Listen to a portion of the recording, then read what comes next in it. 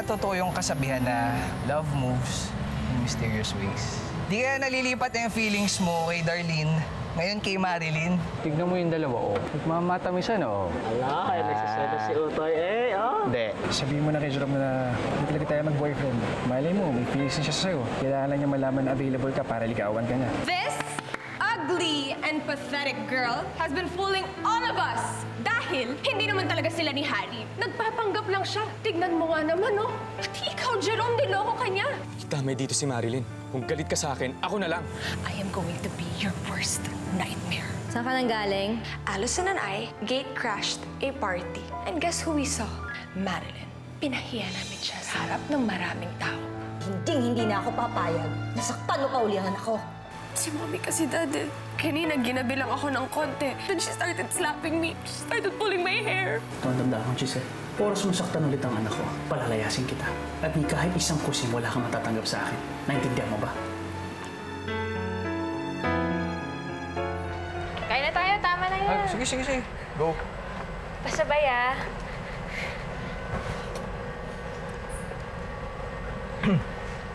Jerome, pasensya ka na nga pala kanina. Umagang-umaga, nasasabihan kita ng problema ko. Alam mo naman na ikaw lang nasasabihan ko eh. Jerome, nadidinig mo ba ako? Hindi ka nasasalita dyan eh. Sensya ka na, Marilyn. Marami lang ako iniisip.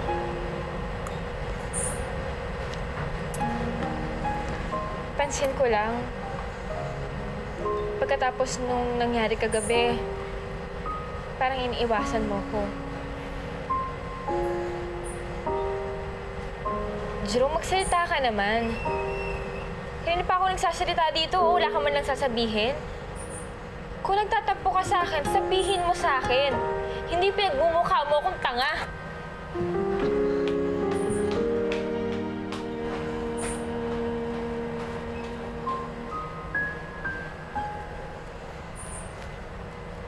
Brad, medyo hindi na ata cool yung ginawa mo, ah. Ano ba siya pinapahirapan? Nagsusorry na nga sa'yo yung tao. Kung sincere na naman yung paghingi niya na tawad, ah. Hindi magic word ang sorry, no? Hindi nun mabubura yung panlulokong ginawa sa akin ni Marilyn. Kaya ang sa akin lang, pare, baka sa kakatiis mo, mapagod na sa'yo yun. Sige ka, mapunta yun sa iba. Kakayanin mo ba na mapunta si Marilyn sa iba? Kaibigan ko lang si Marilyn at kung kanino man siya mapunta, Noy, wala akong pakialam. Okay. Sabi mo. Ay.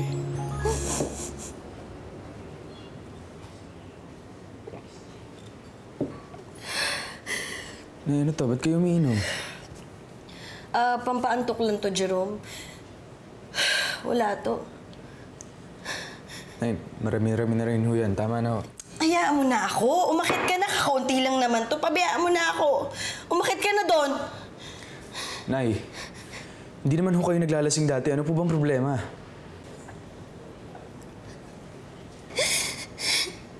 Iniwan na ako ng tatay mo. Umalis na si Romy. Kahit anong pigil ko, ayaw niya magpapigil. Bakit hindi niyo sinabi sa akin to agad? Para ano pa? Wala ka namang magagawa eh. Bakit? Sa anong dahilan na? Hindi ko maintindihan. Bakit niya kayo iniwan? Kasalanan ng mga kriminal kung bakit ako iniwan ng tatay mo. Masyado silang maramot. Sa lahat ng ginawa ko para sa kanila, hindi mo lang ako naambunan ng grasya kahit konti. Konti lang, anak. Konti lang. Kasalanan ko rin naman eh. Dahil nung panahon na may pagkakataon, na malaman nila ang sekreto nila, natuwag ako. Natakot ako. Anong sikreto yan, Nay? Bakit kayo nakakaalam? Pabayaan mo na ako, Jerome. Umakit ka na. Konti lang naman to. Hayaan mo na ako.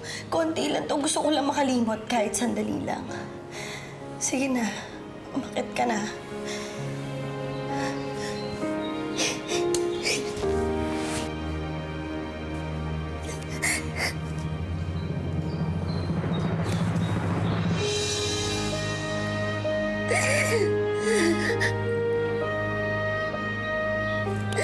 Umakit ka na.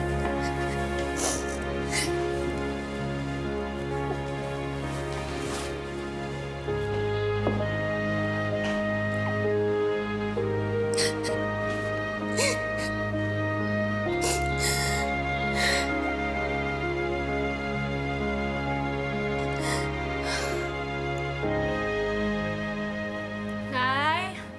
Nay, nandito na po ako. Nay? Nay? Nay? Nay? Nay? Nay? Tulong! Tulong! Nay? Nay, gising. Narinig mo ba ako, Nay? Darling. Darling. Nay.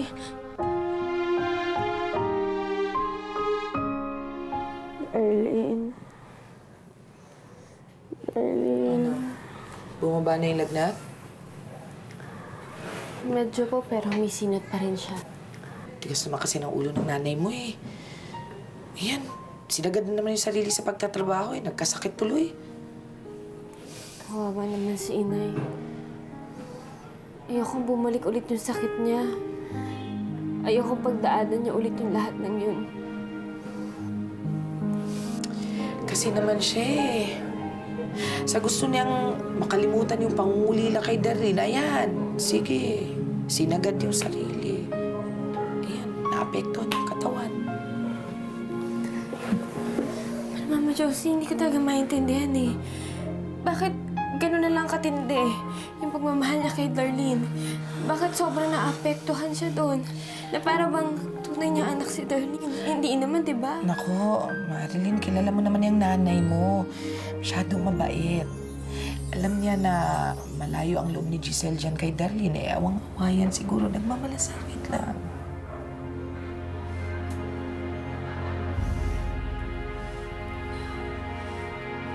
May naisip po akong solusyon para matigil niya maging ganyan si inay. Anong gagawin mo? Kakausapin ko po si Darlene. Sa huling pagkakataon, papakiusapan ko siya na makipag-ayos sa amin.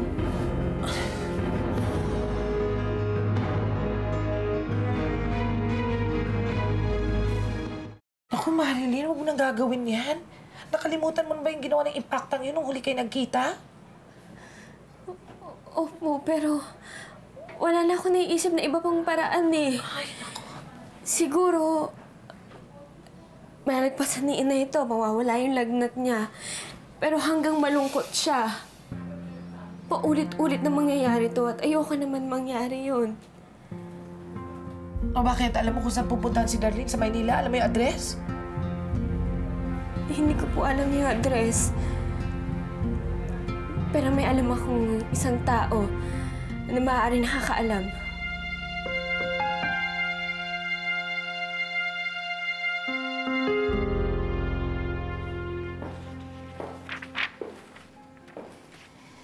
Bilib din naman ako sa'yo.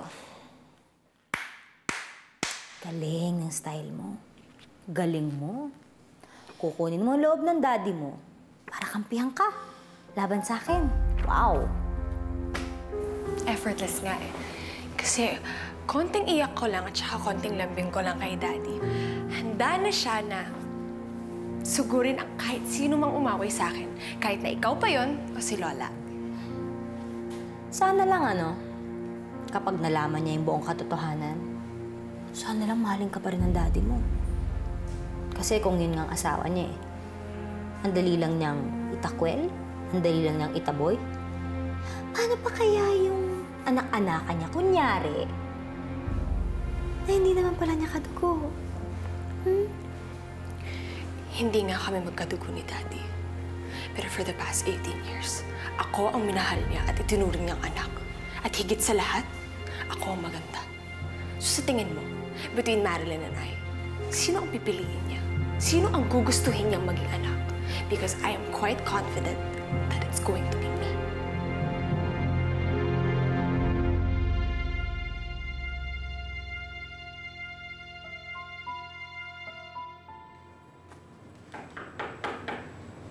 Good evening po, Ma'am Aida. Si Jerome ho.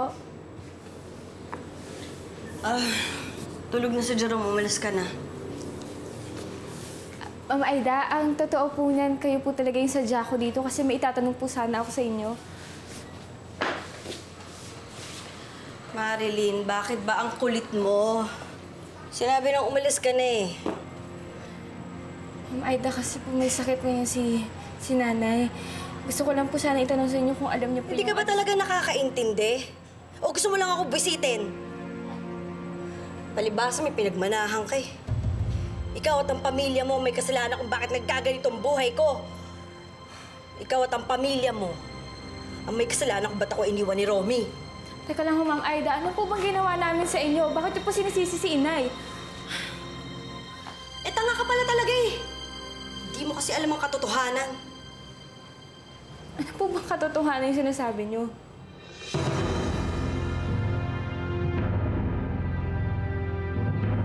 Nay?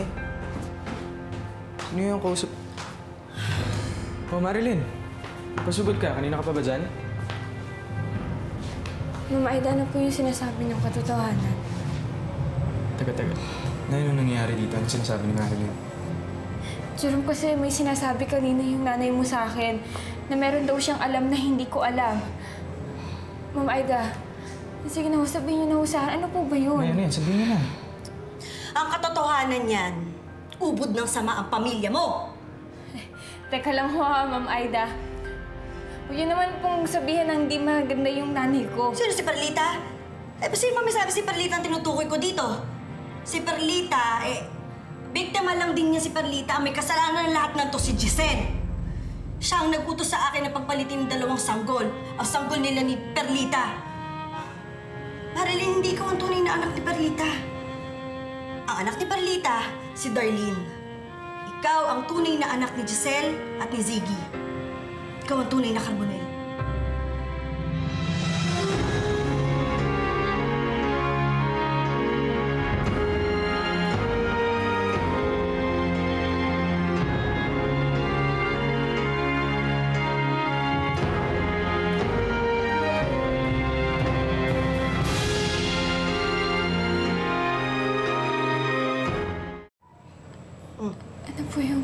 Ano po yung sinabi niyo? Marilyn, pagpasensyahan mo na yung nanay ko. Medyo marami na kasing nainom eh. Nay, lasing na Ano ba, Jerome? Hindi ako lasing. Totoong sinasabi ko. Ako gumawa nun eh. Alam ko. Ikaw ang tunay na anak ni Giselle at ni Ziggy. Si Perlita kay Darlene. Yun ang totoo. Jerome, yun ang totoo. Alam mo ba, Marilyn, takot na takot si Giselle nun. Takot na takot siya na malaman na ang anak niya ay hindi maganda. Dahil hindi matatanggap yun ni Tita Charito at ni Ziggy. Kaya inutusan niya ako. Inutusan niya ako pagpalitin yung anak nila ni Perlita dahil alam niya maganda yung anak ni Perlita. Tulog si Perlita noon. Natutulog siya, kinuha ko si Darlene. At ikaw ang binalit ko. Totoo yung maniwala kay sa akin.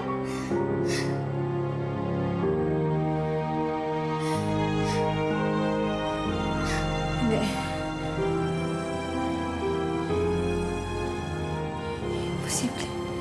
Imposible yung sinasabi niya. Nay, tama na, Nay. Tama na po. Totoo ang sinasabi ko. Kahit itanong mo ba kay Perlita at kay Giselle.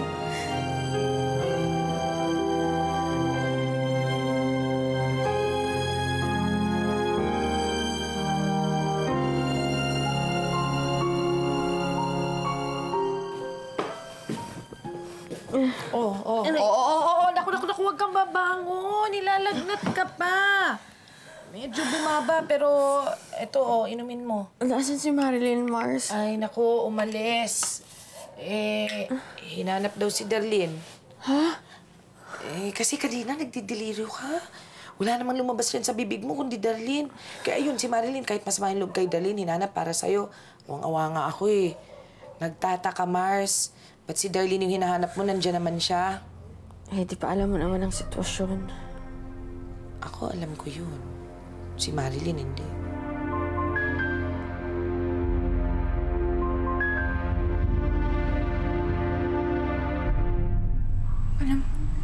Alam ni Inay. Alam din ni Ma'am Giselle. Sino pa yung may alam? Si Darlene.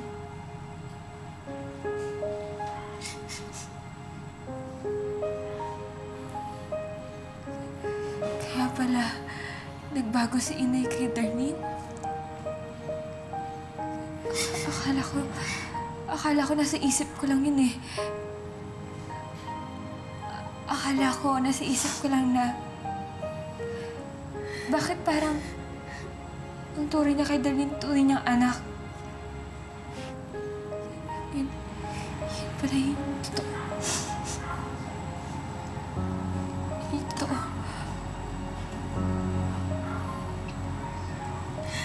Marilyn, alam ko mahirap tanggapin ang katotohanan, pero yun ang totoo. Maniwala kayo sa akin.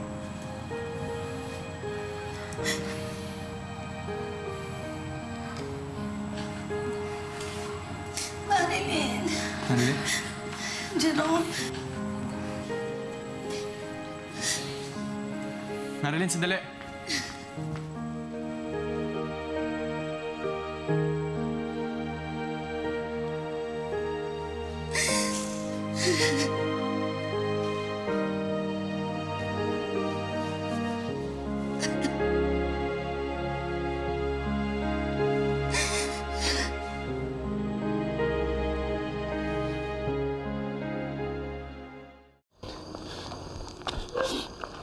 Marilyn, hindi ko alam sasabihin ko.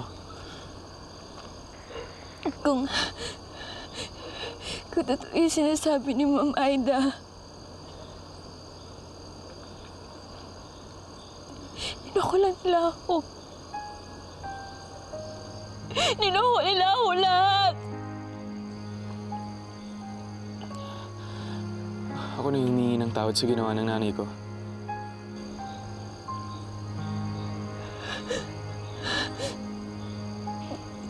Hindi ko maintindihan eh.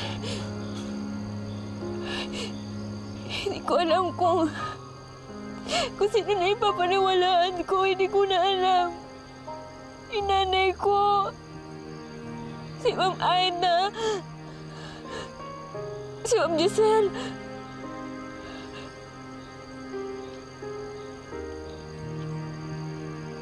Hindi.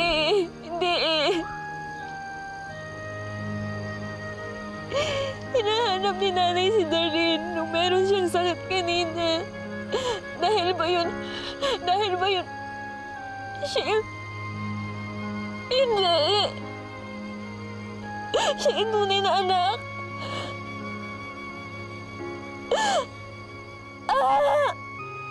Ayaw mo lang isipin. Naguguluhan na ako. Hindi ko alam.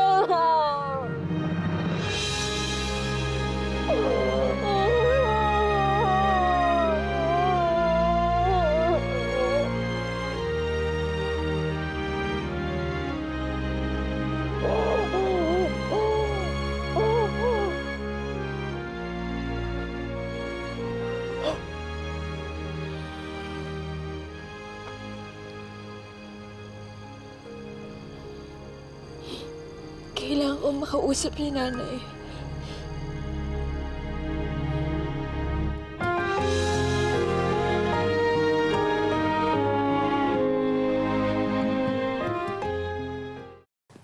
Mars, ano oras na oh? Bakit wala pa si Marilyn? Naku, relax ka. Ako nang bahala. Sige na. Diyan ka lang. Huwag kang babangon dyan, ha? Ito na, ite-text ko na yung anak mo. Oh, anak. Ano nangyari sa'yo? Alalang-alala ko sa'yo, ah. Bakit?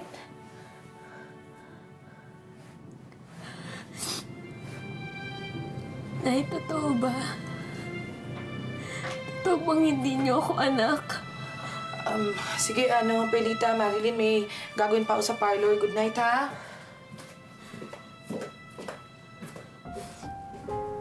Sabihin niyo sa akin na totoo. Hindi niyo ba ako tunay na anak?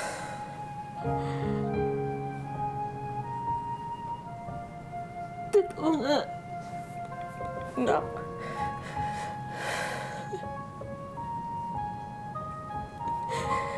Patawarin mo kung hindi ko nasabi agad sa'yo. Kailan ko lang din nalaman. Niloko mo ako. Niloko mo ako. Niloko niyo ako. Niloko ko ni Dirty. Niloko niyo. Minsan niloko niyo ako, Nay.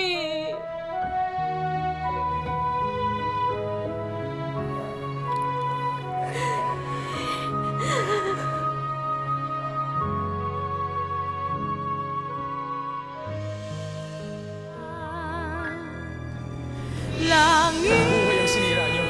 Si Darlene, si Marilyn. Inilayo niyo sila sa tunay nilang mga magulang. Tingin mo, Mars, mapapatawad pa niya. Paano kung iwan niya na ako? Dahil nalaman niya na hindi ako tunay ng ina. Hala ko, natural ka lang na mabait eh. Palang kulang pa lahat ng yun. Kulang pa dahil ako, anak mo ako.